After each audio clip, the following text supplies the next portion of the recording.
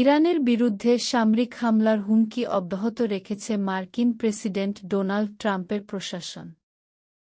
White house বলেছে, ইরানের বিরুদ্ধে বিমান হামলা চালানোসহ অনেক বিকল্প তারা বিবেচনায় রাখছে। ইরানের সরকার বিরোধী ব্যাপক বিক্ষোভ চলছে।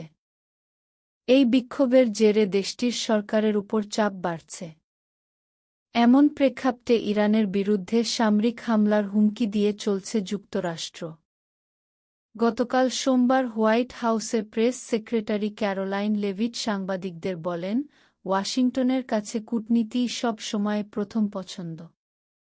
তবে বিকল্প হিসেবে সামরিক হামলার বিষয়টিও বিবেচনায় রাখা হয়েছে। এ প্রসঙ্গে হোয়াইট হাউসের প্রেস সেক্রেটারি বলেন, প্রেসিডেন্ট ট্রাম্প সব সময় সব ধরনের বিকল্প হাতে রাখতে পারদর্শী। কমান্ডার ইন চিফের ট্রাম্প সামনে থাকা অনেক বিকল্পের মধ্যে একটি হতে পারে বিমান হামলা। গত কয়েকদিনে ইরানে নজিরবিহীন বিক্ষোভ ও দাঙ্গা ছড়িয়ে পড়েছে। এসব বিক্ষোভ দমনে দেশটির নিরাপত্তা বাহিনী প্রাণঘাতী পদক্ষেপ নিচ্ছে। এতে কয়েকশ মানুষ নিহত হয়েছে বলে ধারণা করা হচ্ছে। অন্যদিকে ইরানি কর্তৃপক্ষ বলছে, দাঙ্গায় দেশটির নিরাপত্তা বাহিনীর বেশ কিছু সদস্য নিহত হয়েছেন। বিরোধী কর্মীদের দাবি, নিহতের প্রকৃত সংখ্যা অনেক বেশি। নিহত ব্যক্তিদের মধ্যে শত শত বিক্ষোভকারী রয়েছেন। তবে দেশটিতে ইন্টারনেট সংযোগ বিচ্ছিন্ন থাকায় আল জাজিরা স্বাধীনভাবে এসব তথ্য যাচাই করতে পারেনি। এর আগে গত বছরের জুনে ট্রাম্পের নির্দেশে ইরানের পারমাণবিক স্থাপনায় বোমা হামলা চালিয়েছিল যুক্তরাষ্ট্রের সামরিক বাহিনী। যুক্তরাষ্ট্রের চাওয়ার সঙ্গে সামঞ্জস্য রেখে ইরান যদি না চলে, তাহলে দেশটির বিরুদ্ধে আরও হামলা চালানোর হুমকি ট্রাম্প আগেই দিয়েছেন।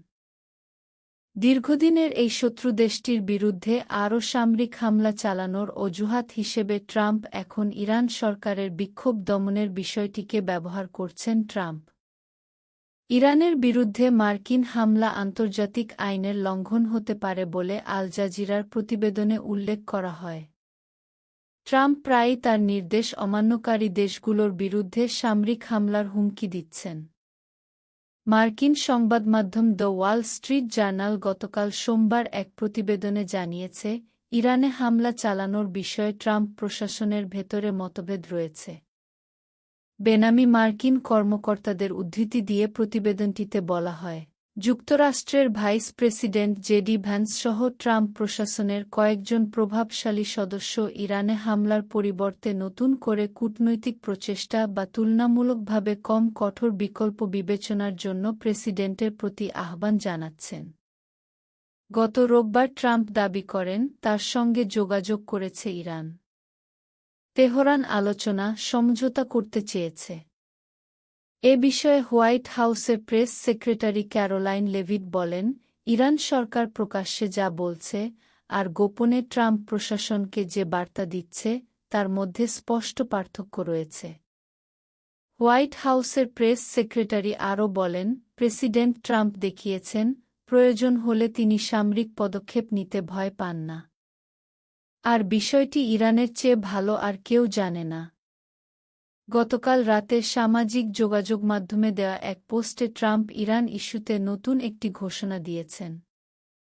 তিনি বলেছেন, ইরানের সঙ্গে বাণিজ্য চালানো দেশগুলোর উপর অবিলম্বে 25% শুল্ক আরোপ করা হবে।